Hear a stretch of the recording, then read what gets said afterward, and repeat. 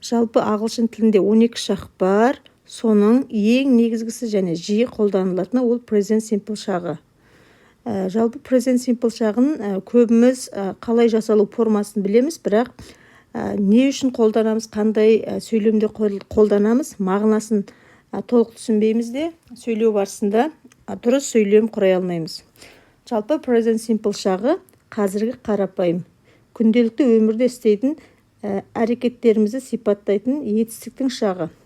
Яғни күнделікті қайталанып тұратын іс-әрекет. Яғни ол іс-әрекет біздің өмірімізде әрқашан, жиі, әдетте, кейде, болмаса ешқашан болмаған іс-әрекет, күн сайын қайталанатын іс-әрекет, апта сайын, ай сайын, жыл сайын қайталанатын іс-әрекеттерді сипаттаған кезде present simple шағымен сөйлейміз. Яғни нақты қазір не істеп жатқаныңыз емес, жалпы не істеп жүргеніңіз туралы айтатын болсаңыз, present simple шағымен сөйлем құрайсыз. Бірнеше present simple шағына мысалдар қарап көрейік. Мысалға, мына бірінші суретте we catch the bus every day. Біз автобусты әр күні ұстаймыз, болмаса әр күні отырамыз.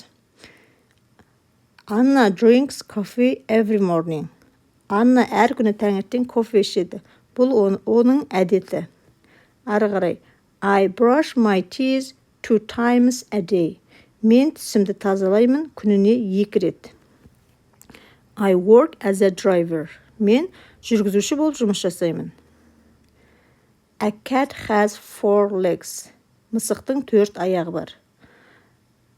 Қарап отырсаңыздар, present simple шағы күнделікті қайталанатын іс-әрекеттерімізді айтқанда, әдеттерімізді айтқан кезде және нақты факт туралы айтқан кезде present simple шағын қолданамыз. Яғни мысықтың 4 аяғы бар шындық қой, факт қой. Сондықтан да мысықтың 4 аяғы бар деп айтатын болсақ, a cat has 4 legs.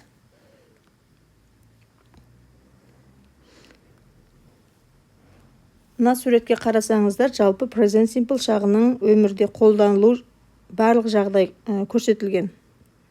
Біз айттық қой, present simple шағы нақты дәл қазір істеп атқаныңыз емес, жалпы не істейтініңіз туралы айтылады. Яғни қайталанып тұратын іс-әрекеттер every day, on the weekend, usually, never, sometimes, hardly ever, in the evenings. Мысалға, міне кешке мен жаттығу залына барам десең, in the evenings, кештерде, usually, әдетте, never, ешқашан, once a year, жылына 1 рет.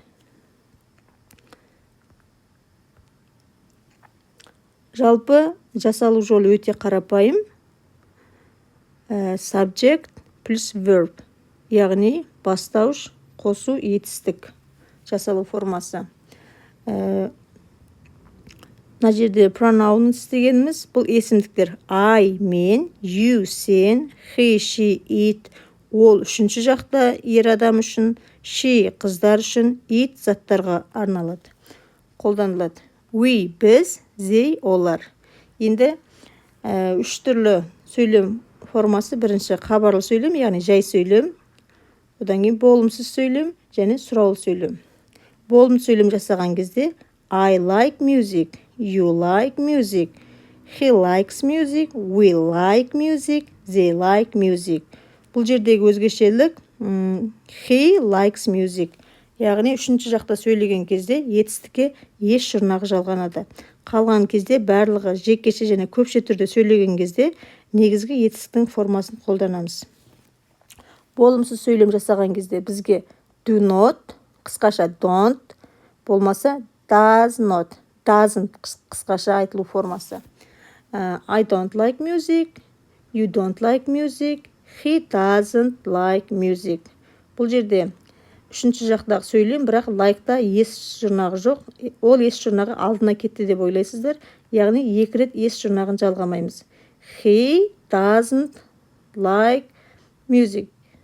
Яғни he does not like music. Ары қарай we don't like music, they don't like music. Сұраулы сөйлем жасаған кезде бізге do және does көмекші етістіктері сөйлемнің алдына келеді. Do I like music? Do you like music? Do we like music? Do they like music? Жекеше және көпше түрде біз do сөзін қолдансақ, үшінші жақта сұраулы сөйлем жасаған кезде does сөзімен жасаймыз.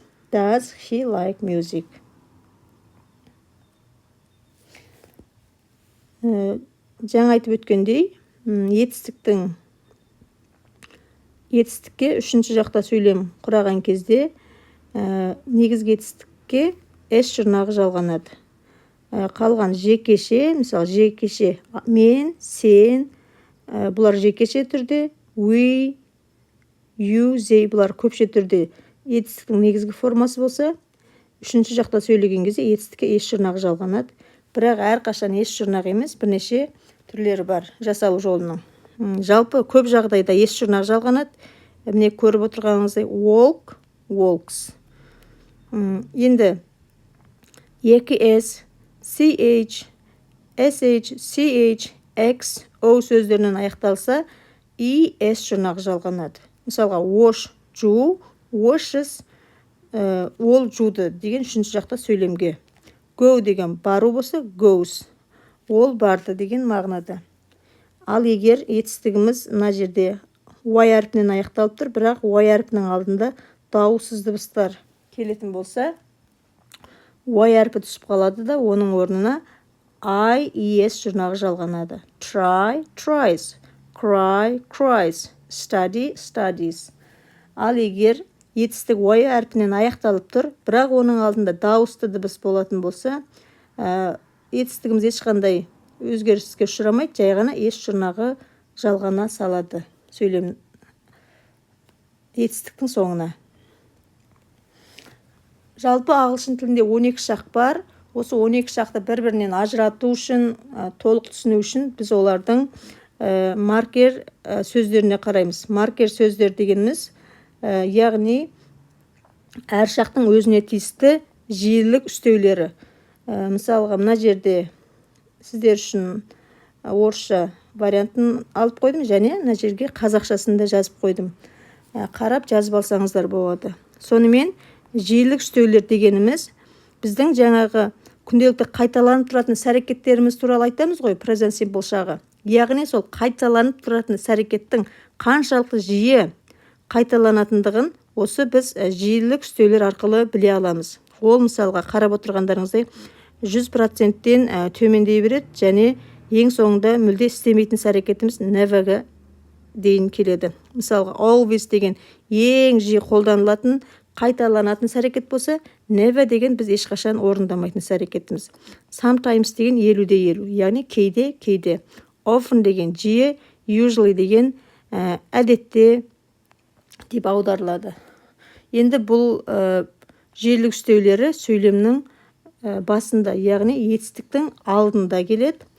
Және де осы маркер сөздер ретінде мынадай сөз тіркестері бар. Мысалға every day, every month, once a day, twice a month, 3 times a year. Бұлар сөйлемнің соңында келеді. Сонымен мына жиілік үстеулер сөйлемнің басында, етістіктің алдында келсе, мына сөз тіркестер сөйлемнің соңында келеді. Енді бірнеше мысалдарға қарап өтейік. Қарап отырғандарыңыздай жиілік үстеулері сөйлемнің басында, яғни етістіктің алдында келіп тұр. Бір-екі мысал қарайық. I always wake up at 6 o'clock. Мен әдетте 6-да орнымнан тұрамын дейді. Бұл үнемі оның жасайтын іс-әрекеті. I seldom go to the library. Мен кітапханаға өте сирек барамын дейді. Процентін қарасаңыздар өте аз. Міне айына 1 рет, мүмкін 2 рет қана. I rarely listen to the radio. Мен өте сирек, тіпті тыңдамаймын десем болады дейді. Мына жерде 5%. I never listen to rock music. Мен ешқашан рок музыкасын тыңдамаймын. Яғни оның жасамайтын іс-әрекеті. Ары қарай осы present simple шағын біз жасалу жолын формасын білеміз, бірақ көбірек мысал талдамағандықтан да мағынасын түсінбейміз. Яғни толық мағынасын түсіну үшін мысалдарды көбірек қарап, бір-бірімен салыстырған абзал. Енді бірнеше мысалдар талдап көрейік. He loves to play basketball. He loves to play basketball. Ол баскетбол ойнауды ұнатады. Қарап тұрсаңыздар, үшінші жақта болғандықтан да етістікке ес жұрнақ жалғанып тұр. He goes, тағы да ес жұрнақ жалғанды. Does he go to school? Сұраулы сөйлем, яғни do емес does. Өйткені мына жерде he тұр. Does he go to school? Ол мектепке барады ма? She writes an email to her best friend. She writes. Write деген негізгі формасы болса, үшінші жақта болғандықтан да ес жұрнақ жалғанып тұр. He thinks he is very handsome. Think етістікке ес жұрнақ жалғанып тұр. Өйткені үшінші жақта сөйлем жасалып тұр. It usually rains every day here. Usually жиілікстеу, яғни сөйлемнің басында, етістіктің алдында келеді. We generally sing song all together. Біз жалпы бірге ән айтамыз. Generally деген әдетте деген мағынада. We go to a gallery every Sunday. Міне, every Sunday сөйлемнің соңында келіп тұр. Does he write an email? Ол email жазды ма? Does. Яғни сұраулы сөйлем. Does he write an email? Ары қарай мына жерде тағы да көптеген мысалдар көрсетілген.